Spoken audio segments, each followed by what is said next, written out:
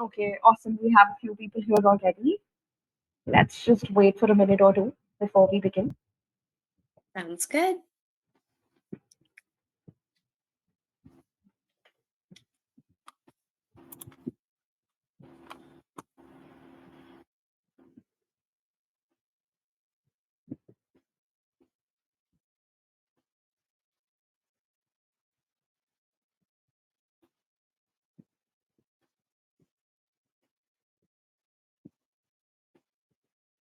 Okay, so let's get started.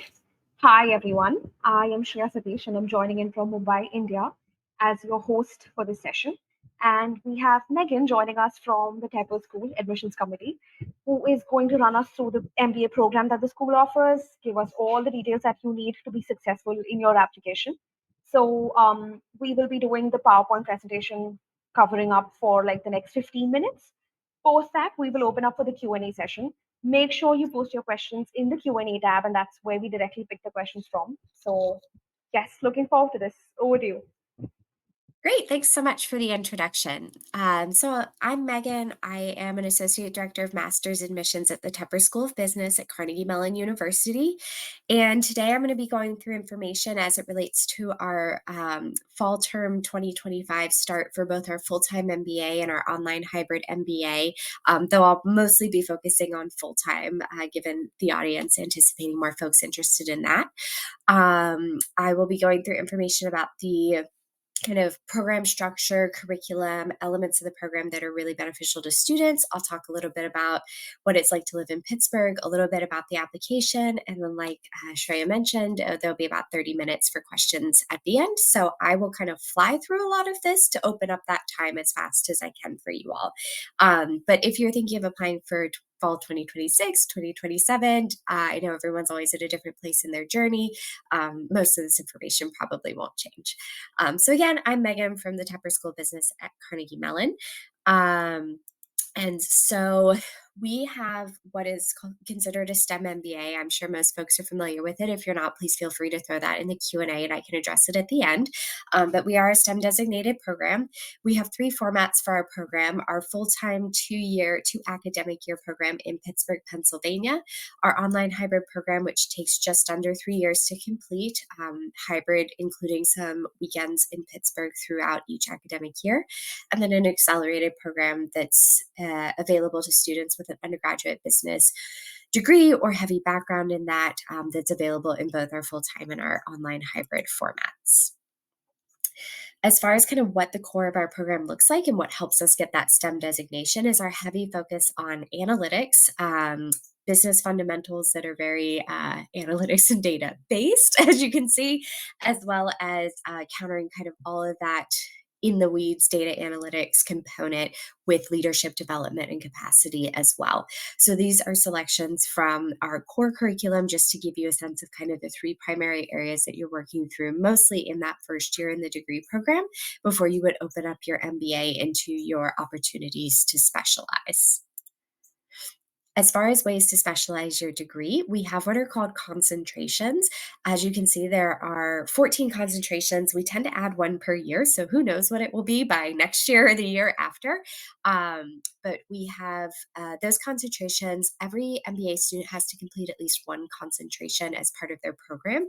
Many will complete between 3 to 5, just with the availability of electives and the way that our coursework is structured. We're on a semester system, but it's broken into two halves called minis. So you're actually changing classes every 7 weeks, which makes it really easy to specialize your degree in a variety of areas, or use that time to explore something new to you while still working on a specialization of something maybe you had planned for.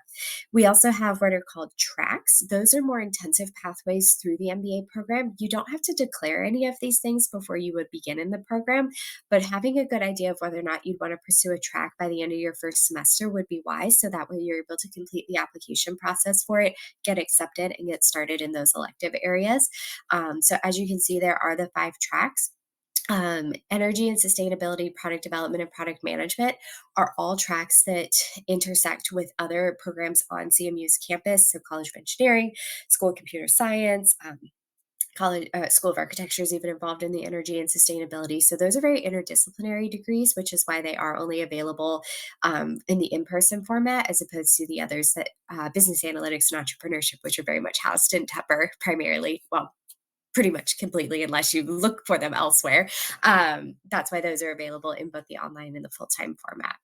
We also offer dual degrees. CMU is a very interdisciplinary campus, even at the graduate level. So you would have the freedom to take courses in other areas. It can be through a track, it can be through a dual degree, or it can just be a way to use your electives if you wish. But I do like to point out, since we do have a lot of folks with engineering and STEM backgrounds, that we do have those dual degrees in CEE and software engineering.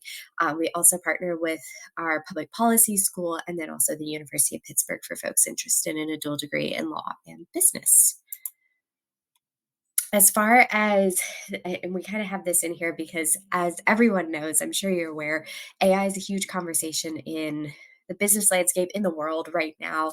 And so on the last page, you saw that we have our AI for business concentration. Obviously, that's pretty popular, as you can imagine, but there are other ways to kind of integrate AI into your experience, or that it would be integrated into your experience, whether you want it to be or not, in the way that in the coursework itself, including core curriculum classes, there's AI driven like problem solving projects, courses that use resources that are AI dependent to get you familiar with different types of AI tools and generators, or working even lightly with machine learning products. Of course, CMU is world renowned for technology, and sometimes I hear it called the birthplace of AI. Don't hold me to that. I don't know if that's actually a fact, but we certainly like to spread that rumor on campus. So I know that obviously we're a huge influence in this space. And so the ability, again, to kind of take classes in different areas on campus could open up doors for you as well. But then we also, outside of just the business and AI concentration, we have a lot of different classes where you can really intentionally work to grow your profile and understanding of how AI and machine learning can be used in the business world, as you can see from the classes listed here on this page. Ethics and AI is actually a very popular class. That's especially because we Uber has a headquarters in Pittsburgh, and so CMU has done a lot of partnership with like self-driving cars, and that's really like that's one area where ethics and AI can be a really huge conversation. And we offer coursework in like self-automated cars and stuff. So there's a lot of different ways beyond just this list that this comes up on campus, and for our Tepper students, this is just a sampling, but understanding that not only is it a STEM MBA, but that we are placing a lot of time and emphasis on AI for what it is now and how we hope it can help you develop and grow as a leader in the long term, and kind of being on that cutting edge. In addition to all of the coursework and kind of all the hard skills, we're known as a quantitative school. I'm sure that's not a surprise to most people on this call.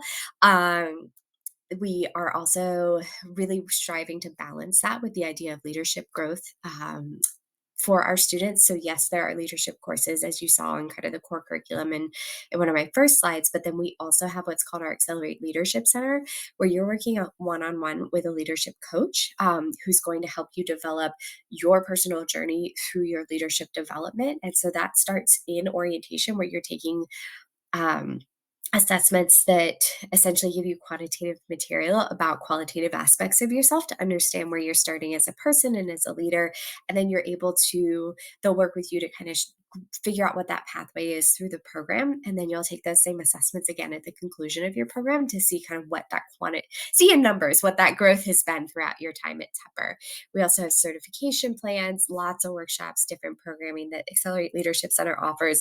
And I think one really neat thing about the ALC is that in our building itself, we have a kind of key card access only section for our master's students, and the Accelerate Leadership's offices are in that space. So they're really only available to our master's students, and most specifically really prioritized for our MBA students. So I think that's important to know that they are literally right there for you at any point in time. We also have another great resource that is housed in Tepper, but is definitely a campus resource for everyone at CMU that our students take a lot of advantage of, and that is our Sports Center for Entrepreneurship. They Oh my gosh, they do so many things. They bring in so many different types of speakers. They run so much programming. Entrepreneurship is available as a track, it's a concentration. There's a lot of different ways to get involved. Our graduate entrepreneurship club is one of our bigger clubs within the MBA program. They have an incubation hub, they have funding opportunities. So if entrepreneurship is something that's on your radar, a school like Tepper, where there is both the physical space, the resources behind it, and then also the campus community connections to kind of help you connect with people from different areas of campus where you might need skill sets from design, from CS, from engineering, from public policy. We've had students do projects with the School of Music. So there's a lot of different avenues to build those connections. And sports is always kind of the home base for a lot of that relationship building across campus to spark new ideas. So I could go on a whole presentation about them. I'm going to stop myself there, but definitely if you have any interest in entrepreneurship, that's a wonderful resource that we offer, and I'd be happy to share more about. As far as kind of what some of the outcomes of the MBA degree are, obviously, I'm sure everyone here loves school, but there is a goal, and that is a career goal, typically at the end of an MBA. So these are our numbers from our class of 2023. We're almost done with our class of 2024 numbers, so in another month or so, this will be updated. But just to give you a little bit of a snapshot of average salary of full-time 2023 grads, offers, case competitions, kind of all these elements that our Master's Career Center provides for students. The Master's Career Center, like the Accelerate Leadership Center, also has a one-to-one career counselor available to you. It'll be kind of based on what your primary vertical is. There are at least 2 counselors per area, and every single one of them has industry experience in the area that they represent, whether that's finance, product management, strategy, consulting. So they really know the industry inside and out, and they maintain really great partnerships with top employers. And so they're an invaluable resource during your MBA program. To give a little bit of sense of where our students are going, not a huge surprise, but consulting is still hanging on as our number one post MBA location. And I think a lot of that is related to consulting kind of being a natural extension of an MBA, where you get to put all the new skills that you've learned into practice by working with different types of companies in different industries, in different verticals, and kind of getting a better sense of maybe what you want that next step to be. But as far as kind of where our students are going, consulting is still our biggest, and that's lumping a lot of things together. So if you're interested in like tech consulting, strategy consulting, operations consulting, that's all kind of in that umbrella. So know that it is there. Technology is kind of where we more categorize supply chain and operations within tech industry. Technology strategy, product development, product management, those types of roles are what we're counting in that piece of the pie. And then finance hangs on as number 3. And then we have a smattering of other areas where students end up. But if you don't see yourself represented here, it doesn't mean we aren't able to support you. It just means that you aren't possibly in the majority. And then, as I was mentioning, we have really great employer relationships. Everyone's best friend, Amazon, still is our number 1 each year across all the industries. So they are a good friend to us. But all of these companies come back year after year. Usually spend a week or 2 recruiting on our campus, working with our MBA students. So we have really successful placements for both internship and employment with these companies, and so many more. We have a huge navigable tool on our website where you can play around and see the 200, 300 plus employers that we work with. And then Pittsburgh itself is also a bit of a tech hub, not a San Francisco, not a Seattle, I will admit that, but definitely a lot of different types of opportunity here. So this is just a snapshot of some tech-based industries that have offices here or headquartered here in Pittsburgh. All right. And then speaking of Pittsburgh, what is it like to live in Pittsburgh, Pennsylvania? So within Tepper itself, we're a pretty small program. We have about 150 to 175 students per cohort. So that's really not that big in the full-time side. In the part-time side, we have about 100 students per cohort or just under. And that's very intentional on our part. We want to make sure that students are able to get really strong one-to-one experiences with career, with leadership, with each other, with opportunities to be key leadership positions in the clubs they're involved in, opportunities to access case competitions, conferences, kind of all these resources that we offer. So we very intentionally keep our program on that smaller side for that reason. That does translate though still into a healthy alumni base. So over 100,000 alumni, and they're, I think, because of that smaller school experience during their time at Tepper, that really translates well into the alumni experience. And they're usually very generous with their time in connecting with fellow Tepper alumni, current Tepper students, as well as prospective Tepper students. I wouldn't say, go to the CEO of a company who's a Tepper alum, but maybe somewhere in the process. If you have a connection to someone who's gone to Tepper, they're going to probably very likely be interested in chatting with you about it. But anyway, so Pittsburgh, Pennsylvania is a mid-sized city in Western Pennsylvania, which is on the East Coast of the US. It's a good sized city. I like to say it's big enough that you kind of can get everything you need, whether you're into major sports, different types of arts and culture, a lot of different food opportunities. There's over 90 neighborhoods within Pittsburgh itself, so a lot of different experiences in that way. But it's not so big that rent prices are overwhelming or it's going to take you an hour to get to class every day. Most people live within a 15-minute drive or even walking distance or a short bus ride from campus. So it's very accessible in that way. And there's enough to do both in the city and just outside the city. And we're also a short flight away from a lot of major US cities. So I think that positions us very well to kind of allow students to live comfortably while they're students, and get the opportunity to explore the region a little bit more. So the nuts and bolts. So we do have a program online called Chart Your Path. That is 7 steps to get to know us and earn an application fee waiver. And then as far as kind of what the application requirements are, I can certainly answer questions about all of these as we go through. But what you would expect: transcript, resume, test scores, if you need English language proficiency. We have a video essay in addition to a written essay. We only require 1 professional recommendation, any additional information that you feel you need to include, and then we do invitations for interviews with members of the admission team. And then as far as upcoming deadlines for the fall 2025 term, our next one is January 6th. So that is coming up here in just under 2 months, so not too bad. Still plenty of time, as well as round 3 and round 4. Round 3 is the last consideration we'll have for international students, so that's important to note. We really prefer international students apply by the round 2 deadline, but we will still consider students in round 3. Anything past that, it gets too dicey with visas, so we can't help you even if we want you. The U.S. government will not move that fast. Really on a lot of things. So definitely apply by round 2 is my best recommendation. If you're a domestic student tuning in, round 3, round 4, we still take applications from domestic students. And I think that puts me just about at 15 minutes. I would love to open it up to any questions that we have now. And then do you want me to stop sharing the screen, or are you going to manage that? Yes, yes. You Perfect. can stop sharing the screen, and then I will screen the questions directly, so it's visible to Perfect. all of us. Yes. Okay. That was lovely, and quite detailed. So thank you for taking us through that. Yeah. And we do have a lot of questions. Okay, so I will start off with something about GMAT. With the introduction of the new GMAT focus, have there been significant changes in the score ranges when comparing Mhm. percentiles, or do they remain relatively consistent?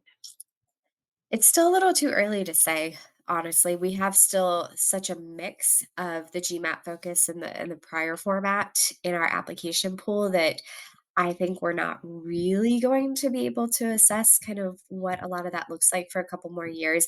I will also put the caveat that CMU is very much like, don't buy into data trends until you have years and years of data. So that is also just me being someone who's worked at CMU for a long time, being cautious with that. But I would say there haven't been, kind of anecdotally, there haven't been huge changes, but we are also taking into consideration when we're looking at a GMAT score, which format of the test you took. So that way we can understand what you were presented with and what the expectations kind of would be for what those percentiles end up being. Okay. All right. So Next one is about scholarships. How do the scholarships vary from R1 to R2? And are they need based or merit based? Yeah, all our scholarships are merit based.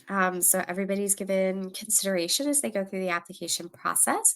Um, we have one kind of scholarship budget for the year, so we don't really tend to see significant changes in scholarship until after round three. So pretty much the same consideration between round one and round two, honestly. Not pretty much the same consideration for round one, round two, and honestly round three as well. All right. Okay, this one. If I'm waitlisted in round one, would submitting a GMAT score strengthen my application? And if so, would there be a specific deadline to ensure the updated score is considered in the re-evaluation process? Um, that is an option available, and if you get waitlisted, we will send you the instructions about how to do so and what the deadline would be. Um, you'll know more in a few weeks if you've applied round one. But yes, that is one of the things we will see students submit if they've not submitted or if they have an updated score to submit if they are looking to make an argument to move off the wait list. Okay. Um, yes. So, what unique international programs or partnerships does Tepper offer to expand students' global perspectives and industry expertise, particularly in markets like India or Southeast Asia? Yeah, so we have kind of two formalized international experiences that are open to all students. We have what is called our Global Trek, which takes place over spring break of every year. That is a student directed program. So there is always a professional component and a teeny bit of an academic component to it. That location changes every year. I don't yet know where that's going to be this year. It was Brazil last year. It was Portugal the year before. It was, oh, I cannot remember where it was 3 years ago. Um, we also have study away opportunities. Historically, they have been in China and Germany. I know that they're under review this year, so I'm not sure where they're going to be as we move forward. A lot of it deals on corporate partnerships. Um, so those are the two formalized opportunities through Tepper. Now, certainly the Career Center is happy to work with students if they're looking to do an internship or pursue employment in another country and working with companies that would be able to work with students interested in that sort of pathway, depending on sponsorship needs, company locations, things like that. So we have a handful of formalized opportunities, but a lot of times the students are looking for a lot of international experience during their MBA program. It's going to have to be self directed, or we just may not be the right fit.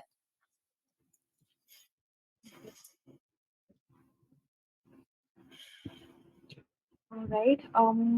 Here, this one's about reapplication. How can a reapplicant differentiate their profile? Does the school facilitate any feedback review process that helps them understand why they were rejected or the bits of their profiles? So we don't have a feedback review process. But as far as differentiating, I mean, we look at applications each year, so we don't necessarily look at prior applications, even if you mark yourself as a reapplicant. Um, Really what we're looking for from all applications and from all prospective students is just to get to know you as your authentic self, and not getting materials where you think you're saying what you think we want us to hear. So I would say, as far as differentiation goes, I mean, it's being yourself. I don't know a better way to say that. People hate that answer, but it really is the truth. And it can be a very competitive pool, and we do definitely see a few different kind of primary profiles that come through our application pool. But as far as kind of ways to stand out is what you choose to write about in your essay, and then the conversations you have in the interview process can really be what makes the difference. All right. Here. TEPR website states admission to the MBA program requires candidates to have taken one semester of college level calculus with the letter grade of B or better. How does this translate for students from humanities background? Um, didn't think we had the word requirement in there. I thought we had recommendation, but neither here nor there for semantics. We do still consider students with humanities backgrounds. You don't have to have a STEM background in order to be successfully admitted to Tepper. We have a basic math skills workshop that we'll recommend to students who we think need that, just based on test scores, transcript, professional background, academic background. That is an online course before you come for orientation. Also, faculty requested, and so we started doing it this year, and we're going to be kind of adding a little bit more next year into our orientation program, having a lot of quantitative preparation regardless of anyone's background, to make sure that people are really prepared for that first semester. um, so yeah, so if you don't have calculus, it doesn't mean you can't apply. All right. This one. What is a typical schedule for MBA students at the Tepper Mm. MBA program? Yeah. So we have classes Monday through Thursday. Fridays are usually, there are a lot of different things. I was going to say usually certain things, but no, there are a lot of different things: conferences, case competitions, events, travel, club meetings. A huge variety of things happen on Fridays and over the weekends. But classes are Monday through Thursday. Typically, for core classes, there's 2 or 3 sections of a core class available throughout the day. So you'll register for one of them, kind of balance the rest of your classes around that. Um, Classes are usually kind of mid morning to early afternoon. Um, but depending on your schedule and depending on your preferences, and sometimes with electives, they might be in evening courses. But everything for the full time program is available in person. The online hybrid program, of course, being in an online format, that is Monday through Thursday in the evenings per Eastern time, with multiple sections to accommodate East to West Coast time. Typical schedule. And then, like I mentioned in the presentation, we change classes every 7 weeks. So you'll be in the same set of classes for 7 weeks, get a week break for fall break, another 7 weeks, about a month off for the holidays, 7 weeks, spring break, 7 weeks off. You go to your internship or graduation, depending if it's the first or second year. And then outside of the classroom, most of our students are involved in 3 to 5 clubs and activities. So that kind of work and involvement sprinkles in throughout the week, kind of around whatever your schedule is. And then, of course, you're a person with a life outside of school, too. So there's a lot that can influence what that looks like. All right. Okay, here's another one. For someone who has already interviewed, how do I stay connected to get a deeper understanding of culture and community at Tepper? Yeah, we have student ambassadors that you can chat with in 2 different ways. We have our like Unibuddy, which is our texting app to connect with current students. We also have some opportunities to get one on one video chats with office fellows available. We are doing a lot of student ask me anything's coming up on Saturdays. We have a lot of our webinars right now are kind of ramping up for round 2, so a lot of application workshops and webinars. So I'm not sure that would be the most helpful. There might still be a webinar or 2 out there that would be useful, but I would say really a lot of it's connecting with current students, again, through chatting on the Unibuddy platform, connecting with a one-on-one office fellow call, or attending one of the student Ask Me Anythings, which are hosted by different clubs from now through February.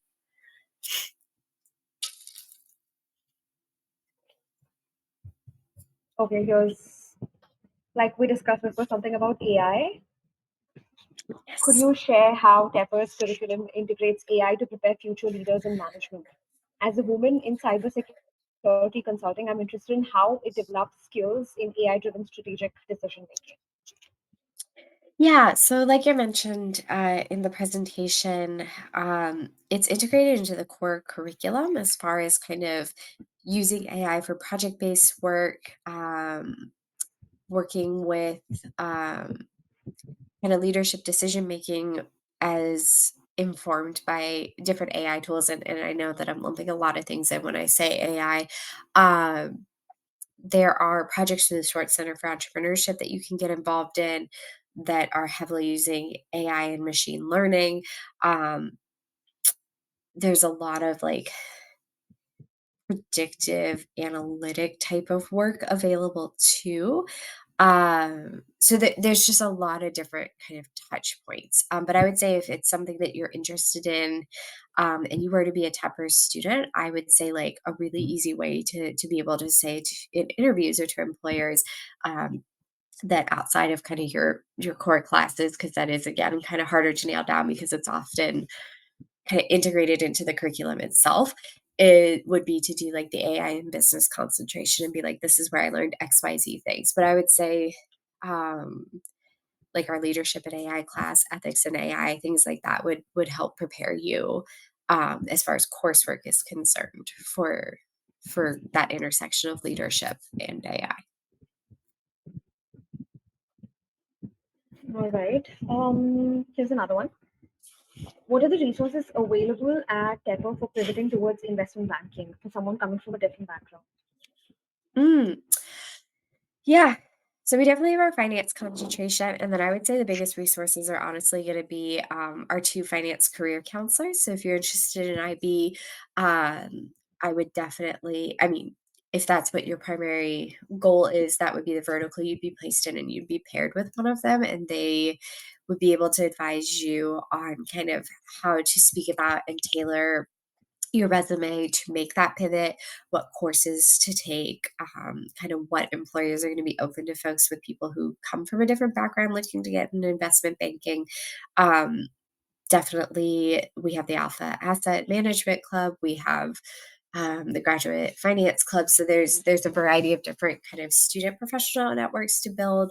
The Career Center will again be the biggest leverage point for you on this one. Definitely finance classes, and then, probably building out a little bit into the, alumni network as well, which would be able to be done while you would be a student. All right.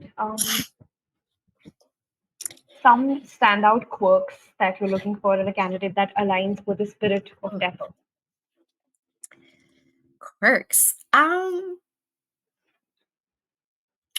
Yeah, I think a lot of our students, what really draws them to Tepper and what we're really able to, I think, a lot of the time be able to assess when we're looking at an application is, someone's level of interest in being part of an engaged community, since we are that smaller program and that's such a big piece of what it means to be a Tepper student.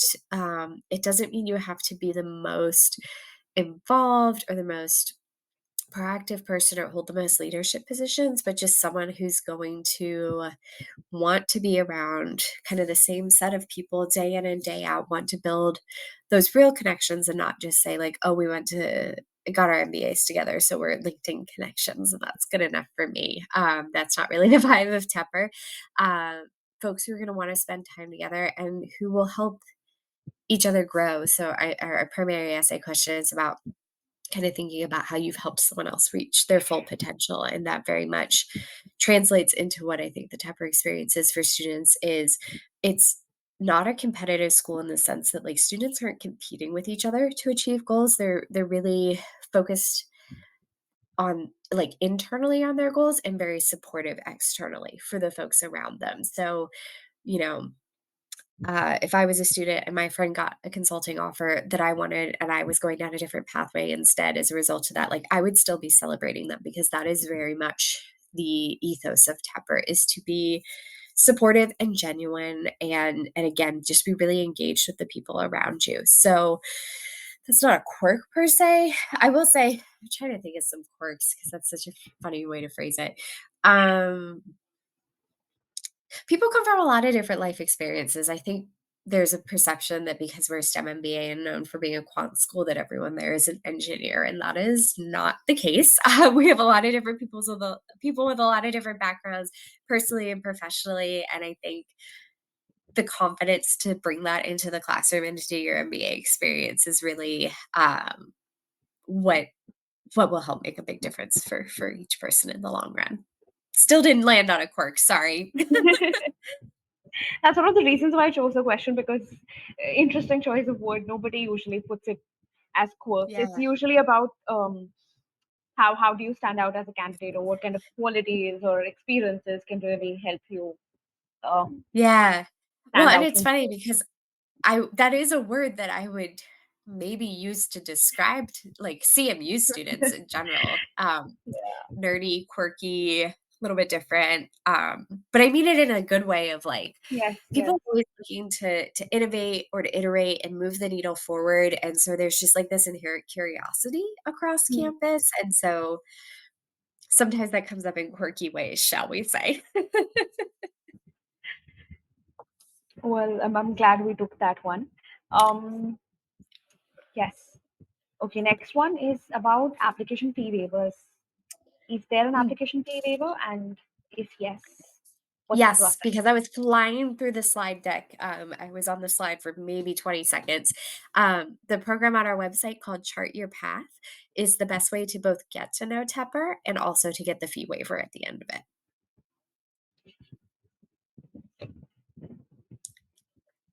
All right. Here is another one again about data analytics.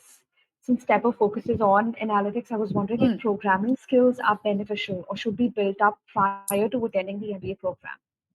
yeah, they are not expected to be, but it probably wouldn't hurt because you will get the very basics of if you've never programmed or coded ever in your life, you will get that as part of kind of orientation of first mini courses. However, if you're not sure how well you'll do with that, some people take to it quickly, some do not. I am on team. I did not take to it quickly, and I've had to do it for classes before in a different program at CMU. And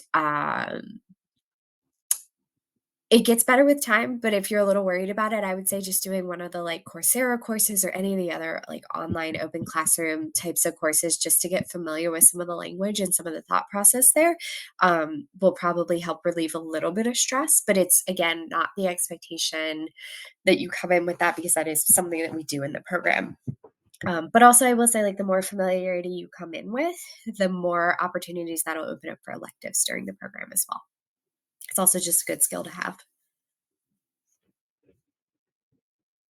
Mm, Oh. okay, we have. I'm not able to find this in the Q&A tab, but in the chat section, someone's put in a question. How strong is Tepper for finance? Does it have any immersion trips to NYC for those majoring in finance? Um, I mean, we have really consistent placing in finance. We just don't have a huge number of people who are interested in it. A small portion of each class is, but we don't usually have a problem placing folks at all in finance. That's not hard for us. We have a lot of great partners there. And the second part of the question was about an immersion program for Yes. it. That we don't really have. um, at least not probably in the sense that it's being asked. I'm sure we could come up with something kind of like that, but probably not in the way that okay, the Question person is asking the question is yes, looking for. yes. Yeah. All right. There's another one again. As reapplicants, does the school look into the previous data? And what are the key pointers to keep in mind while reapplying? Um,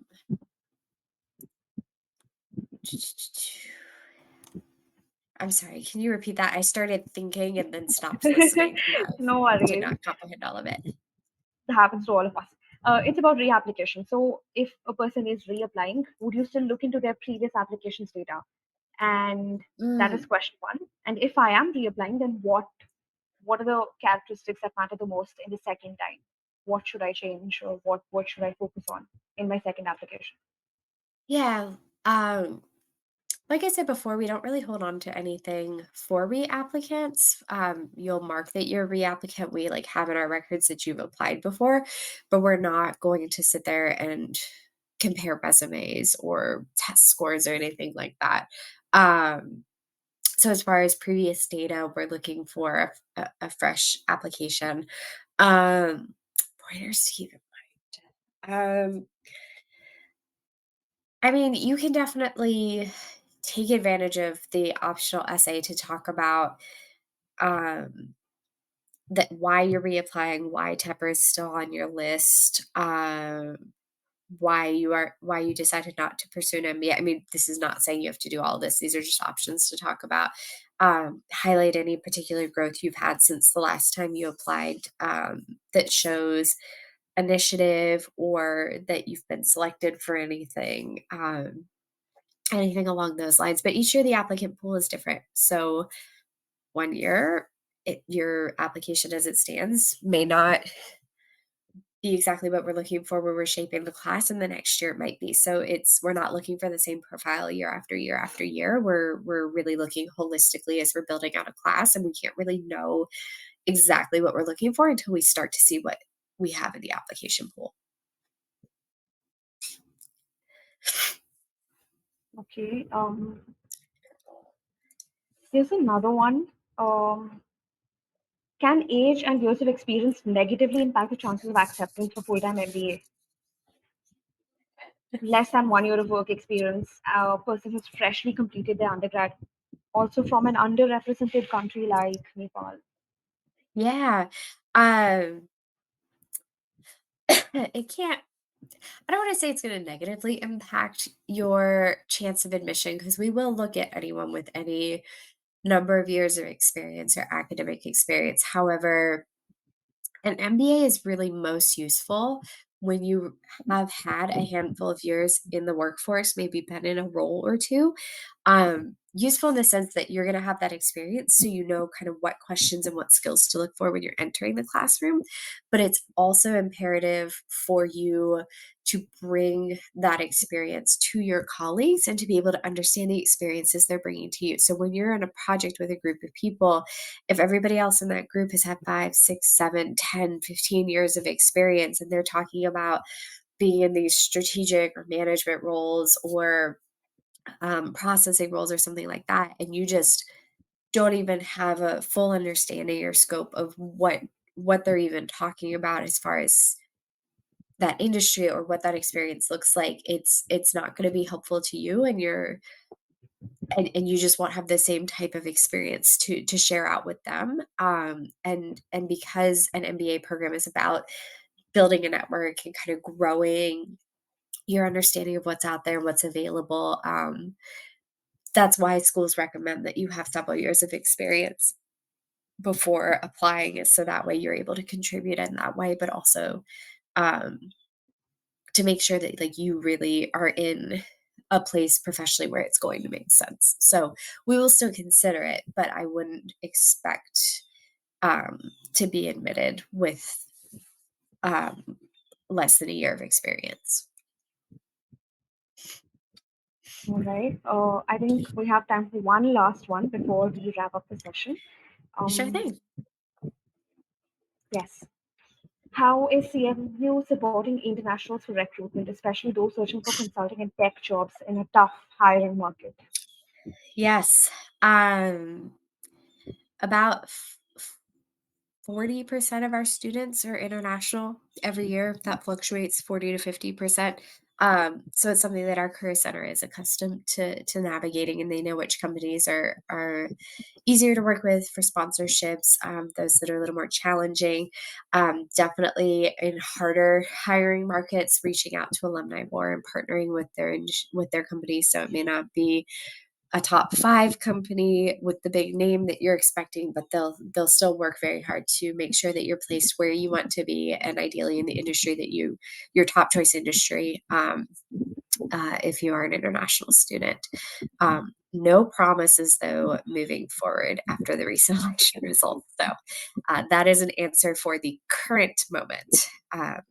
We have no idea what will happen beyond that, but the Career Center has navigated challenging times before, and been able to help students even through the 2009 recession, other challenging markets, tech layoffs a couple of years ago, things like that. So um, they're a really wonderful resource. Many of them have been in the Career Center for many, many years, very well tenured teams. So they're accustomed to navigating the bumps of the road for both domestic and international students.